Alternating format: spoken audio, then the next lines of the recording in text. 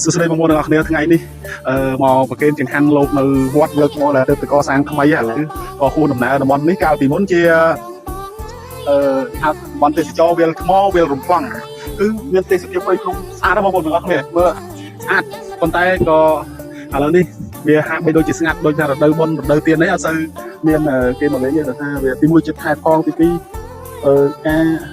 សំខាន់គឺការលក់ដូរនៅតាមតំបន់ហ្នឹងអត់សូវមានគេមកលក់ដូរអញ្ចឹងណាអញ្ចឹងអត់សូវមាននេះជាតំបន់ទេសចរមួយនៃខេត្តរតនគិរីវាលថ្មគេហៅថាវាលថ្មវាលផ្លង់ឥឡូវគណៈកម្មការស្រុកគេបានរៀបចំកសាងវត្តមួយនៅក្នុងកន្លែងនេះអញ្ចឹងមិនយូរតំបន់នេះនឹងក្លាយជាតំបន់ទេសចរមួយដ៏មានប្រជាប្រិយភាពឡើងវិញ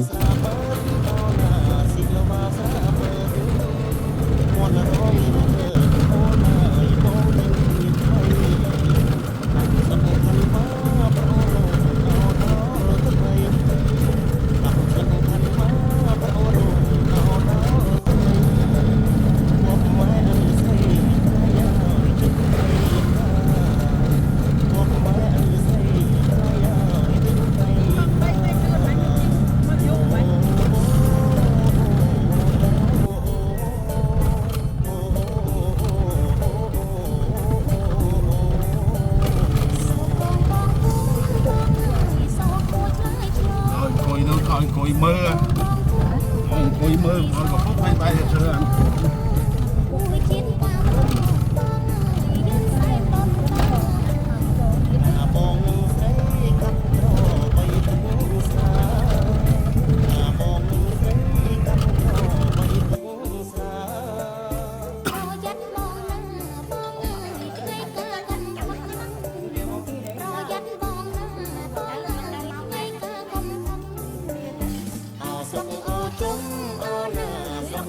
อันนั้นมันปรับกว่าน้ำผมรู้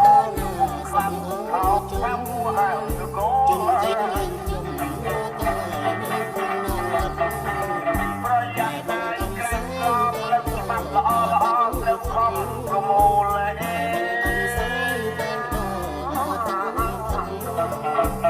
แล้วมีอักษรโค้ดของดาวโย